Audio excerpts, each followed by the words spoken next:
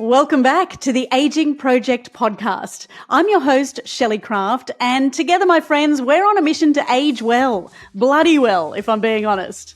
Let's be real, though. We all need guidance when it comes to aging well, and that's why we've gathered the best possible support team for us. No topic is off limits, and I promise to ask all the right questions. Your questions. Before we dive in, don't forget to join our growing community of women from around the world. Sign up at theagingproject.com.au and become part of the Aging Project community. You'll gain access to our treasure trove of podcast episodes, our free 5-day morning challenge, and did you know we now have an online store called You Must Try It? It includes products we've discovered from our podcast guests and community. Think low-tox skincare, low-tox makeup, supplements, and more. You'll only find products we've tried, tested, and we love at youmusttryit.com. Are you ready to begin today's episode? Alrighty, let's do it. Even with all the money in the world, you may not be happy, right? And that's the thing to remember, is that without your body, you can't have an epic retirement. If you aren't healthy, you don't look after your body, if you don't address the science of aging in your life and think about how you might live longer and have a better quality of life, you'll be missing out. Today we're talking about a stage of life that we all reach, that is retirement. I'm told 10 million Aussies will enter retirement in the next 10 years. And so that begs the question, what will we be doing with our time? What is retirement, and will we be happy? Personally, this isn't a topic that I've given a lot of thought to for me, although my parents are now in semi-retirement. Life just seems too busy to even think about it. I haven't put the forethought into it. I do have a vision board for my next reno, but not for my retirement. But I have a feeling my conversation is about to make that change. Today, I'm excited to chat with Bec Wilson. She's the author of How to Have an Epic Retirement. And who doesn't want that? Yes, hell yes. Bring it on, Bec. Great to have you with us. Thanks for having me. I'm going to put it out there. You're not quite old enough to have retired yet. No, I'm 47. And I think we look forward into a generation that wants more from retirement. Even people retiring today want more than generations before them. So having run Starts at 60 for 10 years and grown it to a massive followership and learned from retirees all over Australia just what they didn't know on the way through, I felt it was important to start telling the truth about how industries worked, about how the journey of retirement works, and to do the research, do the hard work that maybe people in retirement don't have time or interest in doing, and putting it all down on paper so that people can know it. Because a lot of the decisions you make at this time in life are one-off decisions, and no one tells you how to do a one-off decision. You go to a batch of advisors, you learn it for yourself the hard way, and then you do it, and then you don't tell anyone how to do it, right? That's how motherhood's done as well, right? No one shares the secrets until they trip over them. So I think retirement in this modern era has changed so much that some of the old advice might not be what we need anymore, and we need some new stuff. Well, I think too the idea of retirement perhaps was, well, I'm not going to be around to enjoy much of it. So, I can't plan. Or suddenly it's upon you and you didn't even know it was really coming. Yeah. I've got some wonderful quotes here that retirement is wonderful if you have two essentials, much to live on and much to live for. And God, that's got to be true. That's a good one. It's a good one. And I think we forget that this is 35 years of your life potentially if you live by current lifespans. And it is. You've got to have something to do, and work is not necessarily your purpose in retirement. No, or is it? I mean, what is the retirement age now? I know when you're allowed to cash in your super, but is that really retirement age? Well, there's nothing to say you can't keep working, but it depends what you define retirement as. And I define retirement as a time when you move from earning your primary income from work, right, and you earn it from your exertion, to earning it passively, right? You draw it from superannuation, the pension, different sources of income, and then you get to choose what you do with your time. Now, you might still choose to invest it into things like working, But then when it's a choice, it doesn't matter quite as much how much you earn from it. It's less competitive. It's less of a rat race, and it's much more about choice. And I think choice is what modern retirement really is. Goodness, which does sound exciting rather than daunting or something to signal the end of your worthiness. I think a lot of people think that, that end of your working life is really just the beginning of real life.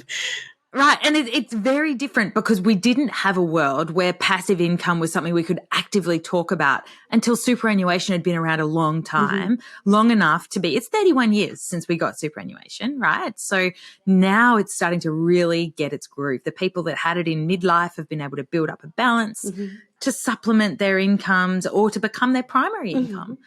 And that brings choice. So, well, what does retirement look like for Australians who are now in retirement? I know that's probably a very broad. It's a broad. It is a broad, but some of them, as you say, would have had super. Some of them wouldn't have had any super. We've got people in situations that perhaps have gone through divorce and their super's been halved. And it's really hard when you try to draw a line across the middle of Australia. But the average person in retirement has, between 200,000 and 400,000 in super. And has access to the pension. 62% of people over the age of 67 in Australia actually draw some form of the pension. So it's not a dirty word. It's actually something people can learn to navigate, which I cover in the book, and get a feel for how to get the best bits of it if they're eligible, right? We can navigate all the systems of retirement and learn how to do it with as much as we have. We don't have to have $1 squillion to have an epic retirement. And I think that's something that I really felt passionate about when I wrote the book, was just teaching people the tools, the tricks, the systems, the ways to navigate, because a lot of it's driven by you. It's driven by how much you get out of your own way, like it is in the whole of your life. If you lock the door to the outside world and your curiosity is low, you will not be living as much of an epic life. Well, right? And longer, better lives are created through all of the complexity of exercise and, purpose seeking and those types of things, as well as through the amount of money you have to spend on it. But look, it's not just enough to say, oh, well, I pay my super every month. To really have an idea of how long I can afford to live post-retirement. For me, that was the biggest wake-up call of, I need to either work harder now or be smarter in my savings, or have a plan in place for what that's going to look like. Because when it's laid out to you and says, well, you can afford to live for 10 years after retirement, it's like, oh no, if you're saying we've got 30 or 40 years beyond, retirement age, that's something that we do have to plan for now, and how you want to spend that time. It's very exciting for someone your age. In all reality, your money in superannuation will double every 7 to 10 years in value without you contributing more, right? So if you've got $200,000 in superannuation now and you've got 15 years to retirement, you've got a compounding time period through which the money can do the work rather than you doing the work. And I think that's what we forget about starting younger.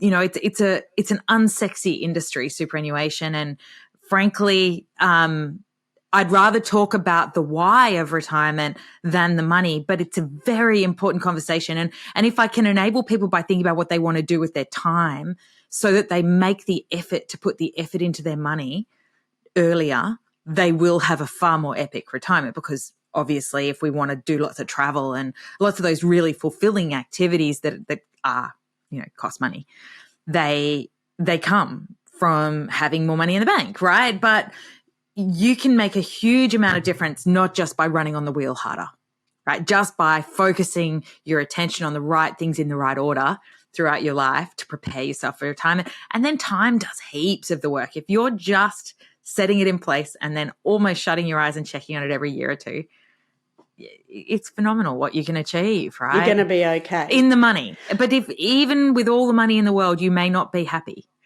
Right. And that's the thing to remember, is that without your body, you can't have an epic retirement. If you aren't healthy, you don't look after your body, if you don't address the science of aging in your life and think about how you might live longer and have a better quality of life, you'll be missing out, right? All the money won't save you from yourself.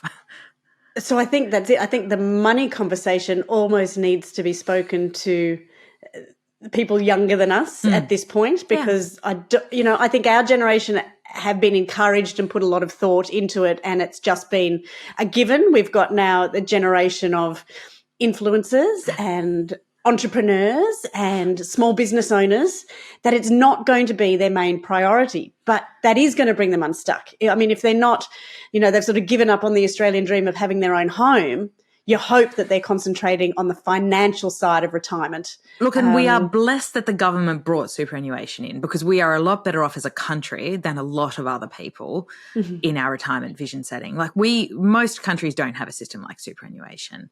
Superannuation. No, but again, if you're working for yourself, Bec, or you're living on the barter system, which I think a lot of influencers might be, that's not going to help. So yes. No.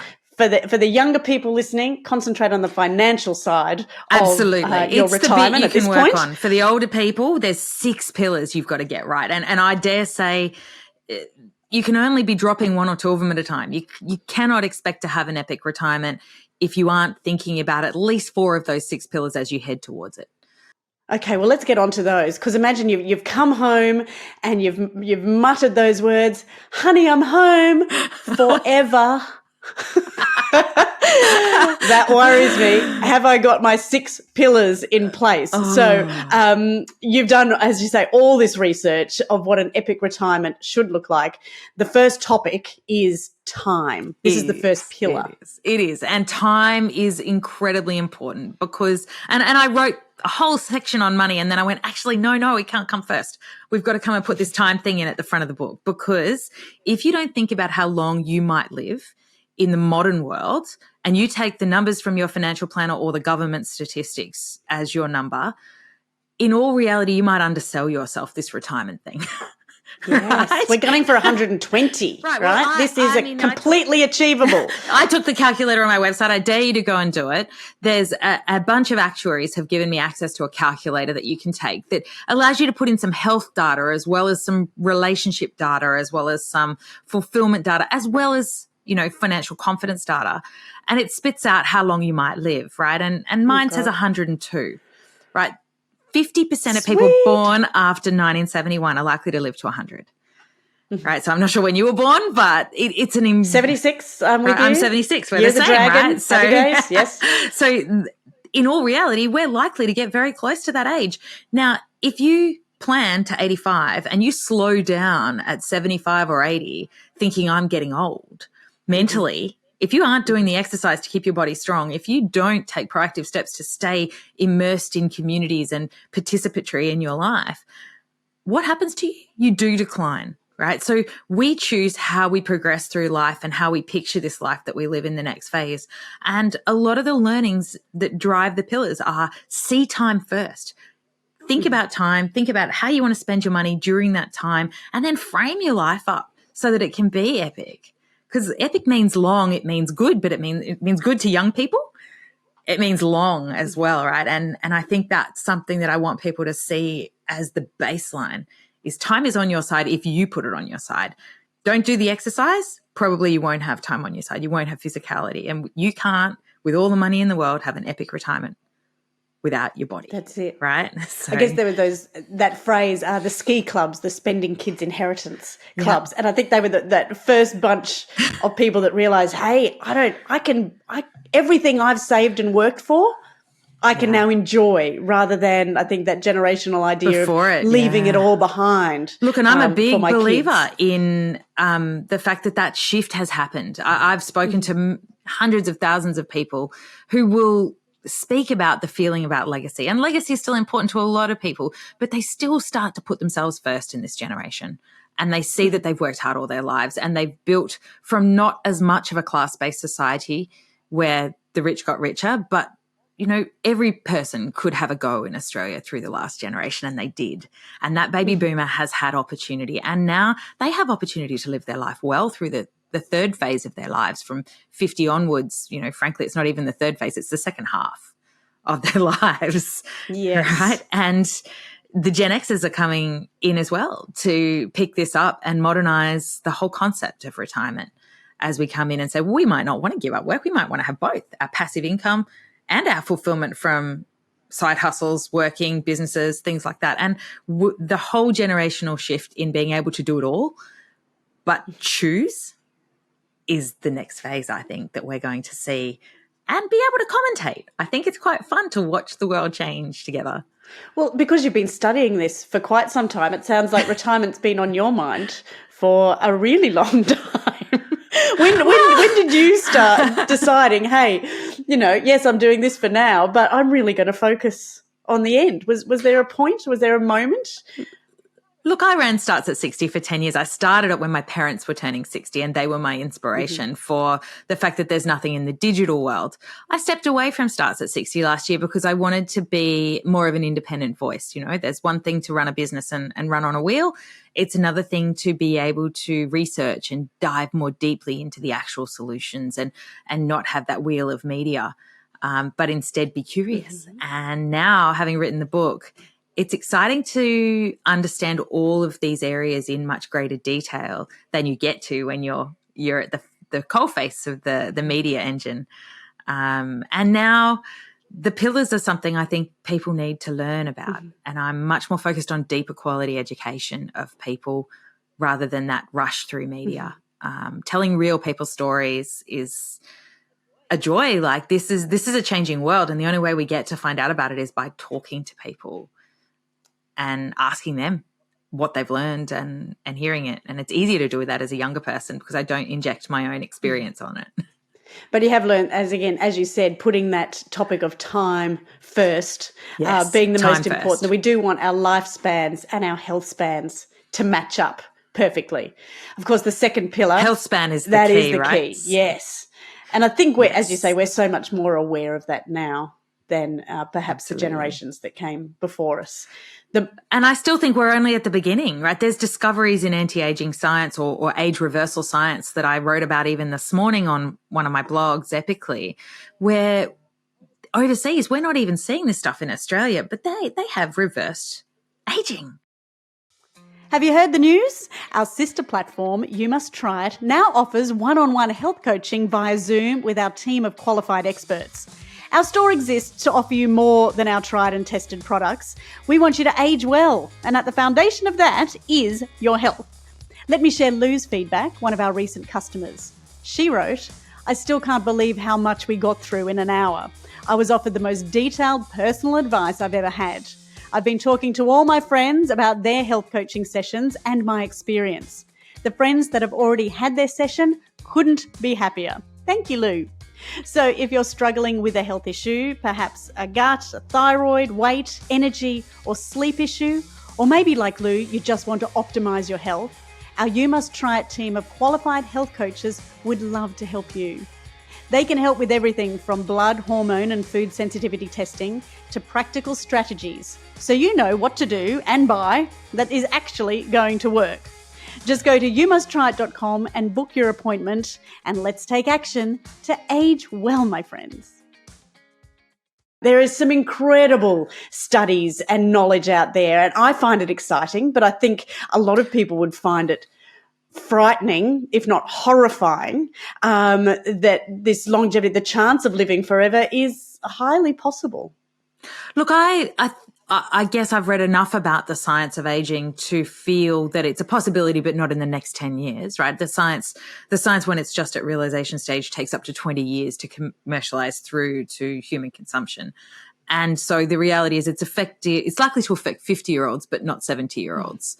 So it's just interesting to watch as it evolves more for everybody, that we might be able to stop these horrible diseases like cancer, that we just can't see a way to through simple prevention, right? They are slowing, they are improving, but we just have to watch this space because science is doing some incredible stuff, and it's not going to cure us though. We do have to do the work. That's right. But when we know what work to do, and I guess that's where the excitement does come in, that we're not waiting for a cure.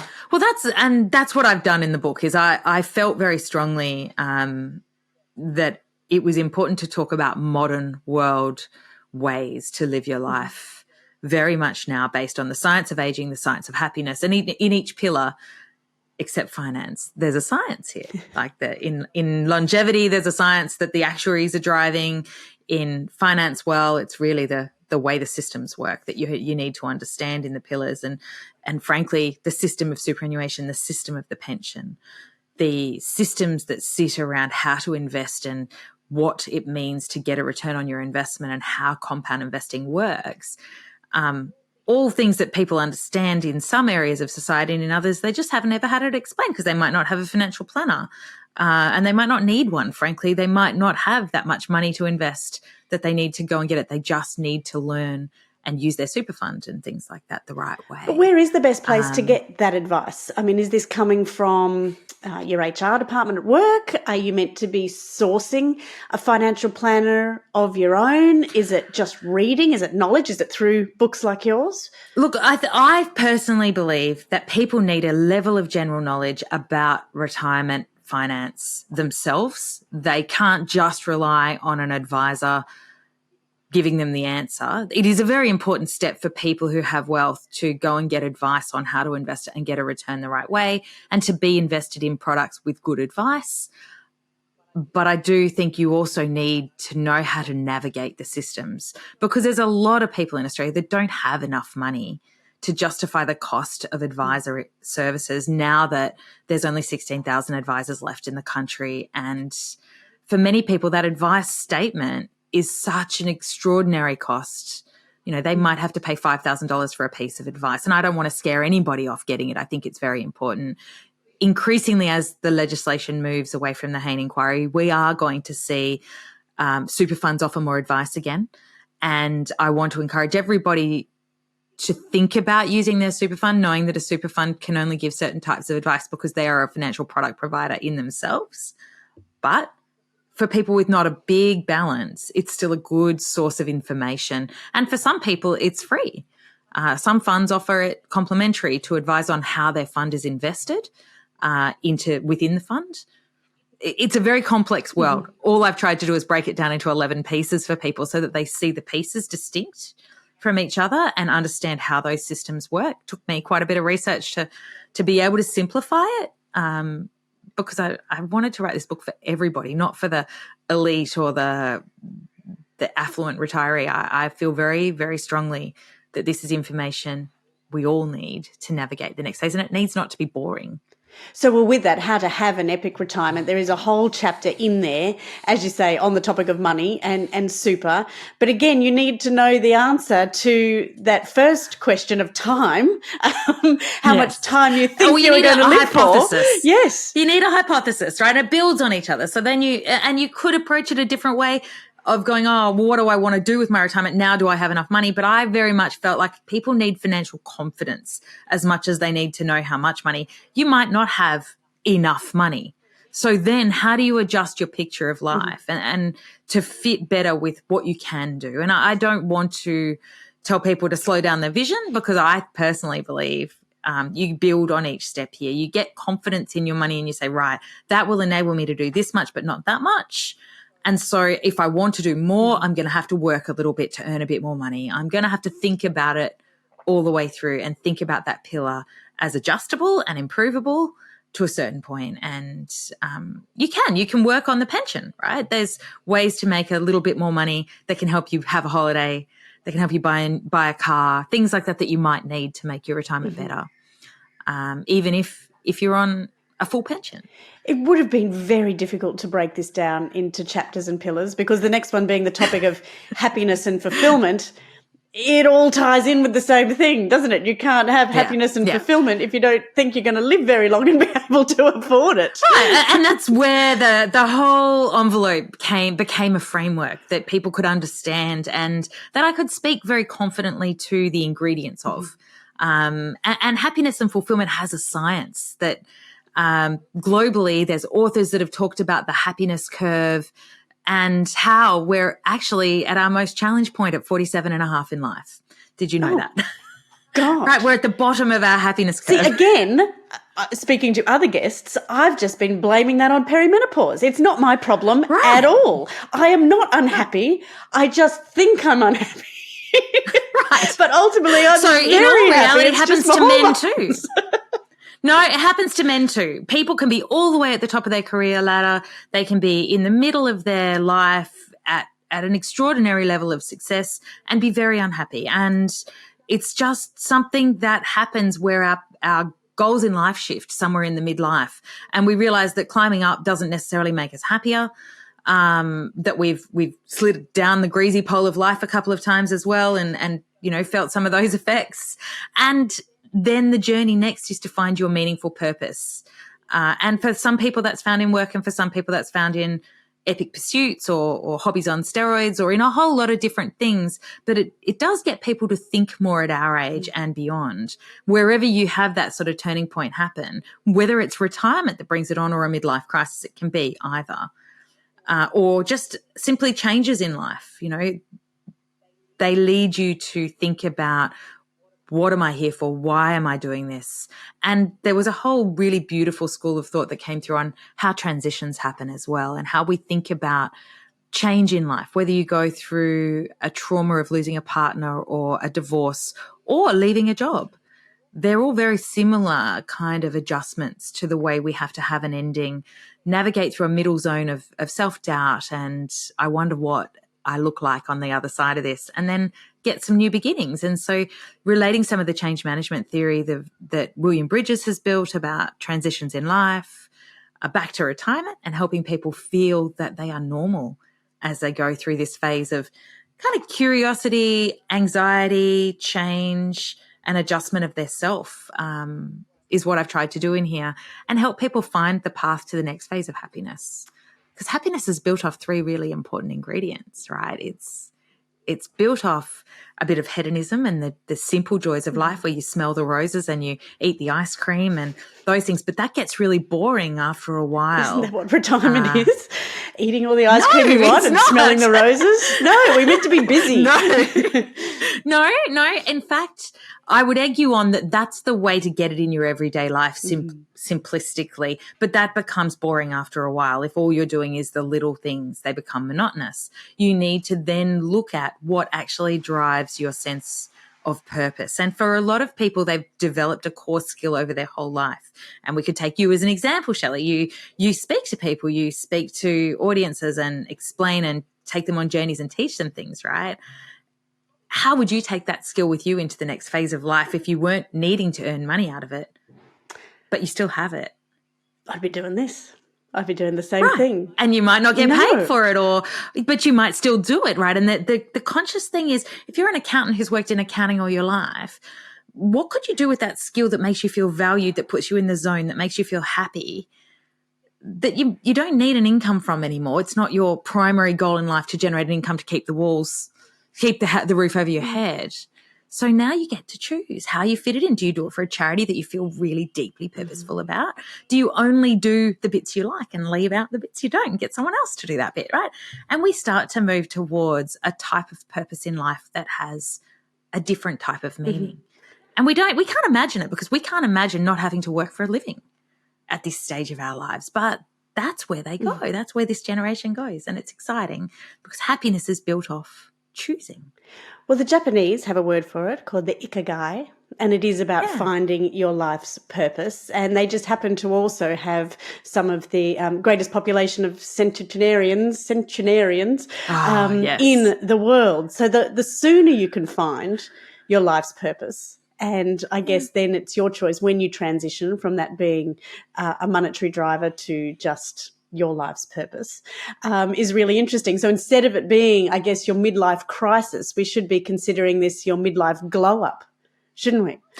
I think so. And I actually have a real passion about the midlife being the discovery period for this, because if you get all the way to retirement and you haven't figured it out because you value yourself by your title and what society values you as, rather than you valuing yourself at that, I think they're some of the hardest transition points people go through. And you talk to particularly men in big jobs where the job stops, and women increasingly now as well, where the job validates the person and the person validates the job. In many ways, it's a two-part cycle, but they get to the other side and they have what's called relevance deprivation syndrome, which was coined by one of the people who helped me with the book, a financial planner who got to the very top of his game. And we talk about this syndrome being something that people can really not see that they're having when they're having it. But you get out of the workforce and then you realize the workforce doesn't need you. In fact, it just keeps going, and all your social networks are back there going to work, and you're over here isolated in the world you haven't created yet. And you have to decide to get out there and create that world. Now, you can do that while you're in the workforce and prepare yourself for retirement and part-time retire and find hobbies and things to do alongside your work earlier in life.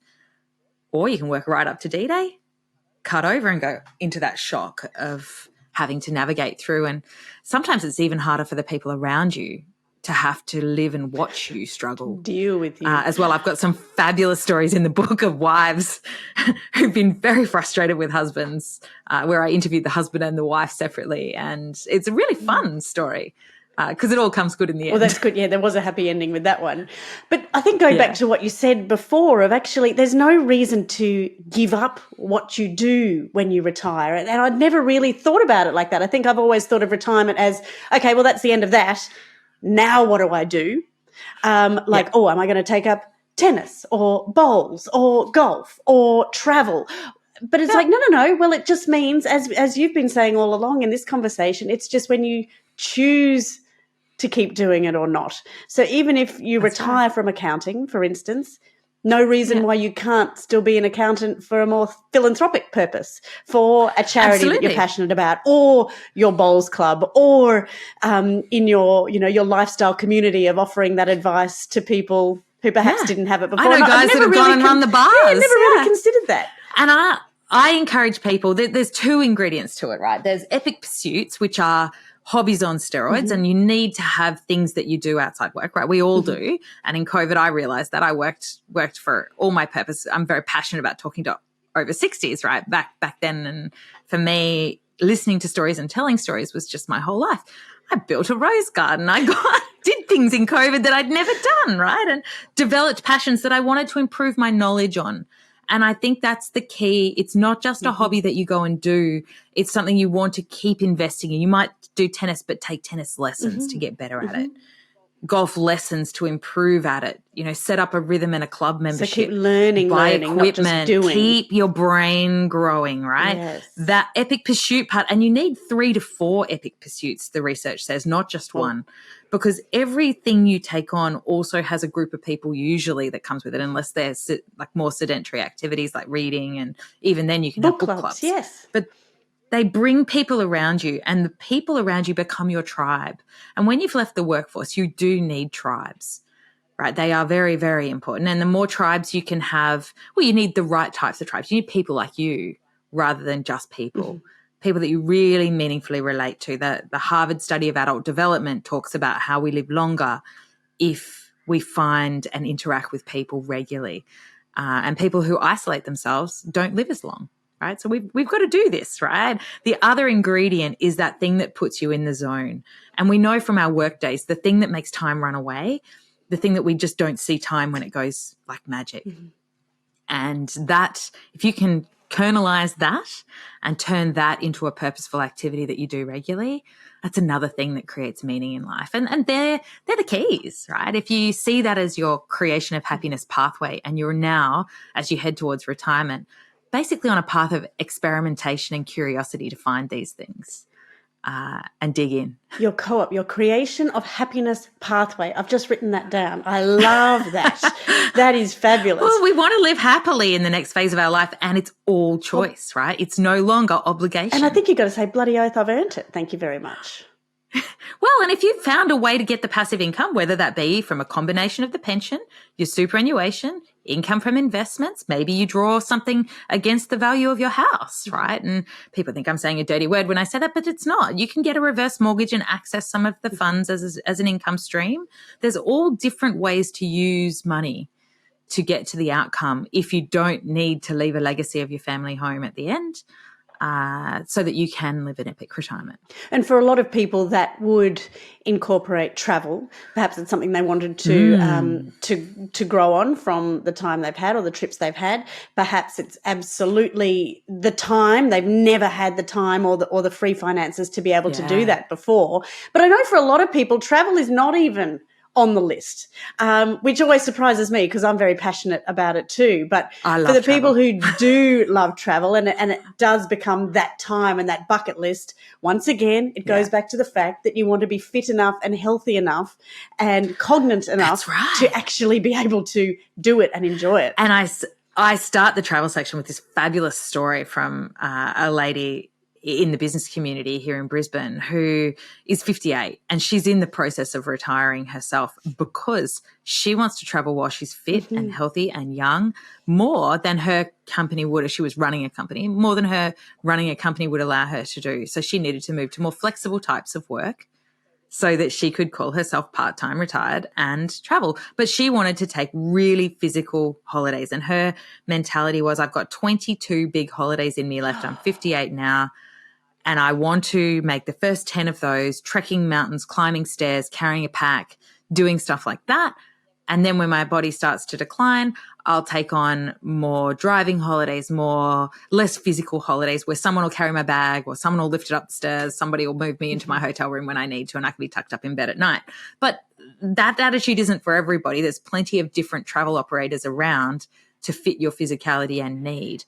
I just want people to be more aware of the fact that they have this opportunity to see people like them in travel, physical or not, and find that way of travel for themselves in this phase of life. But that's also a great way to plan because it's a big wide world out there, and no matter what you're into, I've always envied those people that are either scuba divers or golfers or surfers, whatever it may be. If you've got that passion, that often drives you to your travel destinations and your holiday locations. For people who just want to see the world, you don't even really know where to start. But I love the way that this person has broken it down. Okay, so I've got 10 years of physical travel left in me.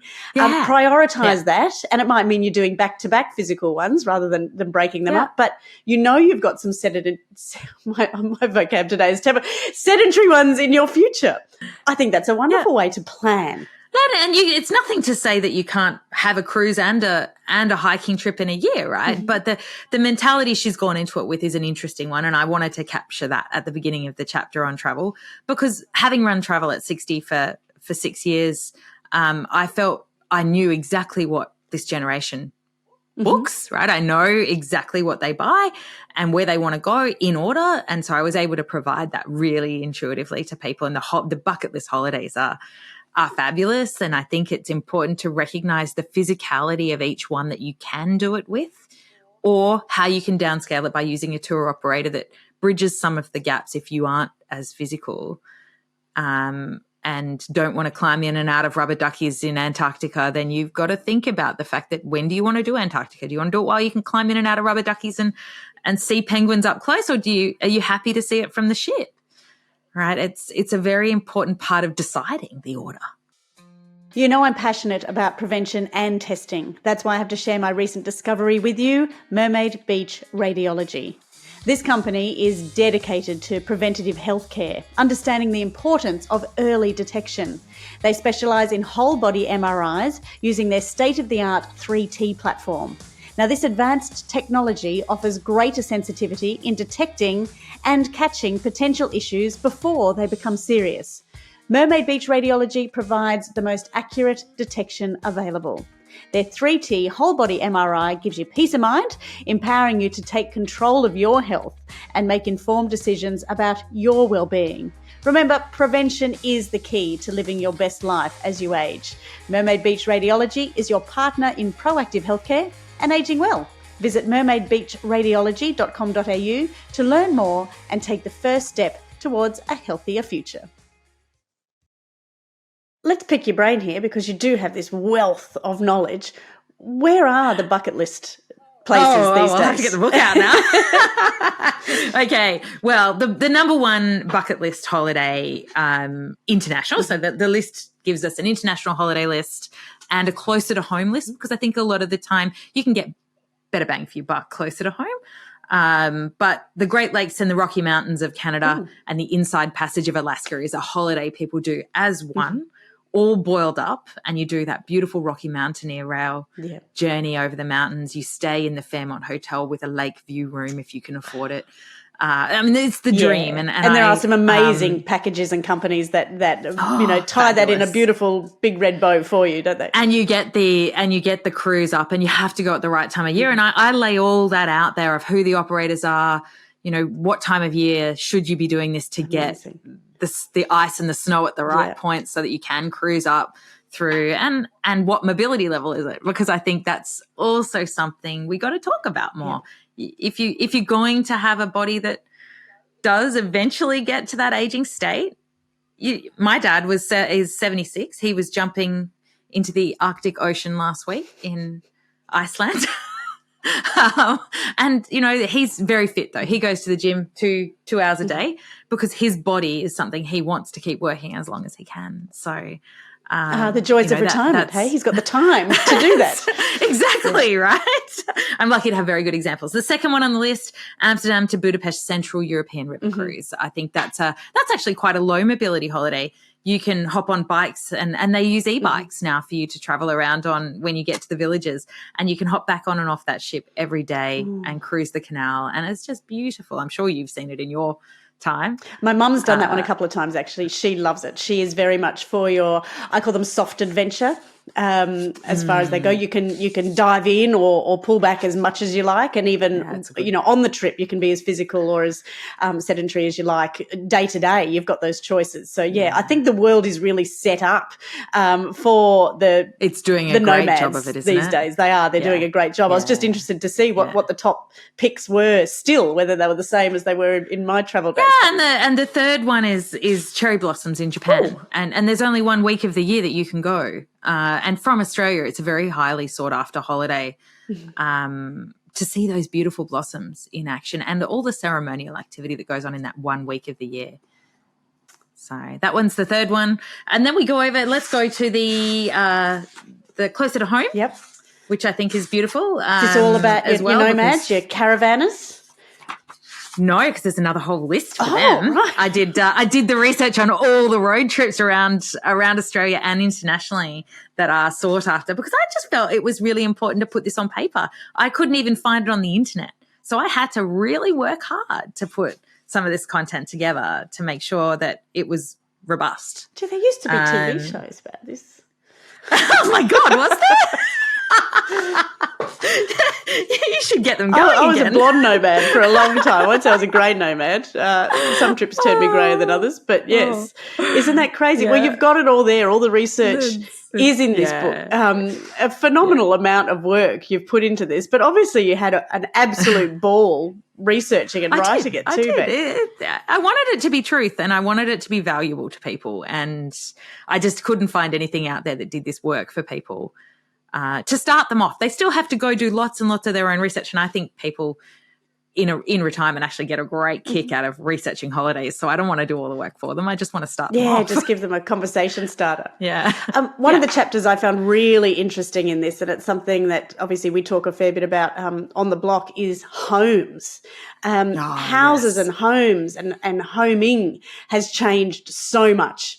And obviously to start thinking about that again long before you retire, if you're about to purchase your forever home, if you're building your forever home, what that actually looks like now is very different to what it did in the past. And is there a forever home in this stage of life anymore? I actually challenge the fact that think about the whole stage of life up front before you get there and be selfish, right? Because your kids might want a legacy, but frankly, if you live a long time, is it better off you choosing the life you want to live and the homes you want to have during that period for you, and seeing if you have a bit of money left over to, and I'm personally of the belief that maybe legacy is the wrong language, that if you have plenty of money and you want your children to have something, do you want them to have it when they're 50 and have already traversed the hardest pathways of getting on the home ladder, or do you want to gift them or loan them money earlier in life to help them up the mountain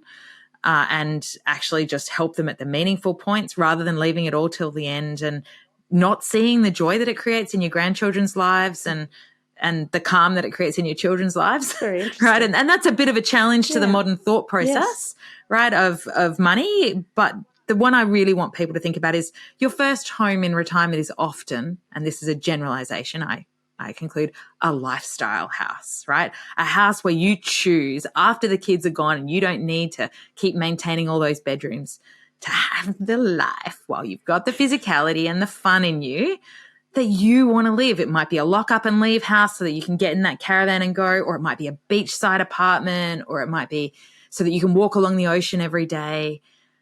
What is that to you? Think about that. But then think about the fact that there might be a different period of life where you might want to lock up and leave when you're a little bit older, or a different style of home in there that might fit your need better, or you might want to move back towards where your children are. And that's not always, an easy decision to move away and then back. And then there's the phase of life where one partner might pass. And do you want to think about where you're living before that? So that, and I have heard a beautiful story just recently where a fellow who knows he's not in as much good health, he and his wife have moved across Australia to live closer to his daughter, and she doesn't know it, but the son knows it, that he's doing this so that when he passes, she's well anchored in a community and living her life well, and they've already downsized out of Sydney, and the mountain of stuff they have to get rid of is done. Wow. And she's happy and settled, and she doesn't then have to uproot herself after. So there's all these horrible considerations, but then you've got community living, and at what stage of life might that be interesting? My in-laws are moving right now into a lifestyle community, and I couldn't be more excited for them because they get all these extra benefits in their 70s of community living. Listening to them sell it to me is just fabulous. Oh, my goodness. They're telling me what they're going to get there. Their water aerobics, their pool, their gym, their this, but then there's the question, community club, their bar, because those men's club. Those lifestyle resorts, and my mum moved to one, and she's just moved to a second one. It was interesting because, they're sort of over 50s, which again is a really, as you're saying, plan what you want in your housing for the future, because even at 50, if you're still in the workforce for the next 10 years, but that was your investment, and you're in this wonderful safe community with people, they haven't got kids next door to them or babies crying, all those things that you want in a neighborhood. And for my mum, it was a safe environment. I think she moved into her first one. She was sort of early 70s, and she was one of the young ones. And so the average age of entry is actually into a lifestyle community is 68 at the moment in Australia. Retirement communities are a bit different, and I explain the difference. They look the same. And people perceive aged care to be somewhere in there, and that's nothing to do with it. Right? My mum won't go near them because she absolutely thinks it's all aged care, and sending me off to the keepers well before my time, and I just can't break that out of my head. It's a lifestyle community. It's a lifestyle resort. But even a retirement community, they have a role to play as well. But they have a role to play. The average age of entry is 76 because you need a little more care and support. You have to expect a payment model that has a slightly different ramification financially. But in a lifestyle community, you can live in there as long as you want in life. You could live 30 years in this house and have a great life and people around you that are like you. And there's lots of benefits, right? But community living is not for everybody. Only about 5% of Australians live in 6% of Australians live in a community. But it's growing. There's waiting lists of 2 years long. Interesting, though. We all live in a neighbourhood, but we refuse to acknowledge the neighbours around. Right. That could be a community if we wanted it to be, right? But when you're buying into a community, you're investing in the people that live there. I think in a neighbourhood, you sort of know there's the safety of having someone. But you have schools and you have things that you join that community for. Once you leave work, you don't have those in the suburbs, right, as much. You do have community centres you can go to. But I think we as a society have lots of things in our suburbs that we move to a specific suburb for, and we live in that specific suburb to get. And I egg people on to think, I think we all learned in COVID just how valuable other people were in our lives and how lonely the isolated were. And it's a great way to make friends, right, and have things to do every day. My goodness. And a lot to look forward to then if you're not really into your travel or you're not into, there's so many activities. But Or travel together. Right? They travel together. They go on trips. They do outings. And it's not old. You know, some communities are brand new. Anyway, we're getting too far in the rabbit hole. The journey is, and then so the other part of your home as you age is you need to see far off in the future the period of life where you get frail. Frailty is the only stage of life we should be afraid of in retirement. I talk in the early part of the book about 5 phases of retirement. There's pre-euphoria, the pre-retirement phase, adjustment, the phase of adjusting into retirement and coping with the change. Euphoria, which is literally the hedonistic phase of, I want more, give me more, this is so cool, right? You found your zone, you found how happy you are. Then you have post-euphoria, which is where you get a bit more settled. You need to be more comfortable in the communities around you, you know, finding things to do that are more rhythmic and regular. And there's nothing wrong with that phase of life. It can go on for a very long period of time. You've just stopped living the wild hedonism of the early phase of retirement. And then you've got frailty right at the very end. And if you're doing your health work, frailty doesn't go for very long, right? And hence we shouldn't be that afraid of aged care in that case, because the only time you're likely to need aged care in your life is at the very end. And only 8% of Australians will actually end up in aged care because there's only 220,000 beds in this country. And we have this big thought in our mind that we'll all end up there and it'll cost us all $1 million. Well, you pay by the day, right? Not by the year. And in all reality, that $1 million is a bond, not the amount you pay. You pay by the number of days you stay there. So understanding the systems of aged care and home care, and I think increasingly we all need to understand home care services, because if we can be settled in the right type of home by the time we get to frailty, we can actually be cared for in our home for most diseases other than dementia. You know, it's only at the very end when your mobility goes. So I just want people to understand how they navigate this phase of life in their heads, because I know when I'm talking to you at retirement, they don't want to know all that. And so for me, it was a very hard section to leave out or put in, but I feel your home as you age is something you just need perspective on, because every time you sell and repurchase a house, it can cost you $50,000 to $100,000, right? And for people who don't have heaps of money, that's a crap load of money, right? We can make clever choices by just thinking out those decisions along the way. Bec, there is so much food for thought in this book, How to Have an Epic Retirement. I think it's one of those ones, if we read it now in our midlife, I think it's wonderful that it's almost like a reference, that it'll sit on your bedside and you go to pick it up and flick through it again in 10 years' time, almost like, Kaz Cook's fabulous one about puberty. It's kind of that thing you're going to go to often and retouch with, and have those conversations again, perhaps with your parents or your kids, about what does this all look like. I think it is a wonderful place to start, and you're never too early to start planning for your retirement and how you want that to look. And I think it really does need to be quite a well thought out, considered and talked about plan that gets put into place. How to Have an Epic Retirement. Bec, thank you so much. Thank you for unpacking it. I know there's a lot in there for everyone. That's what it looks like. It's a beauty. What's the one thing you'd like listeners to do today to start planning for their epic retirement? I think you start at the first step. Just start thinking about your longevity, and then maybe go do the calculator and surprise yourself at how long you've got to live. And then start thinking about who you want to be in that phase of life. That will drive a lot of the next steps, because if you start to think about it, it'll crystallize, and then you'll want to put the boring plans in place, right? You've got to have a picture to want to put the building blocks. It's like when you do a house on the block, right? If you don't have that beautiful picture that you're heading towards, it's very hard for people to put the mechanics. I know our audience is going to want to reach out to you and find you. You're making retirement sound really exciting as opposed to frightening. Where can we find you? epicretirement.com.au is the website, and you can find all the different things I do there, the newsletter, the podcast, and the book. You're a busy lady, and we really appreciate your time. Thank you so much, Bec. We'll chat soon. Thank you.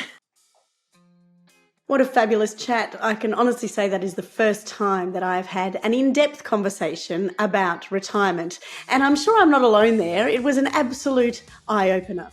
For me, it highlighted the need to give this topic of retirement the attention that it deserves. After all, the earlier we start planning, the more likely our retirement will be a fabulous time in our lives. And we all want choice and happiness during those, 35, 40 plus odd years of retirement. As Bec suggested, begin with the hypothesis how long will I live? Scary, I know, but work backwards from there, covering everything from money, health, happiness, travel, and of course, home. And considering I've spoken about living till I'm 120, that is a lot of years for me to think about what am I going to do with my time. Bec, thank you for spending your time with us today. I'm going to duck off now and investigate some epic hobbies and, of course, look into my super. I hope you've all enjoyed today's episode. Please help us by sharing this with your loved ones and, of course, sharing with us your thoughts on what your retirement is going to look like. This is one big party as far as I'm concerned, and hopefully we will all be there to be a part of it. Thank you so much for being a part of the Aging Project community. Let's age well, or retire well, really bloody well. Until next time, I'm Shelley Craft. I'll catch up with you soon. As always, the Aging Project podcast is for educational and entertainment purposes. Always seek medical advice from a qualified practitioner.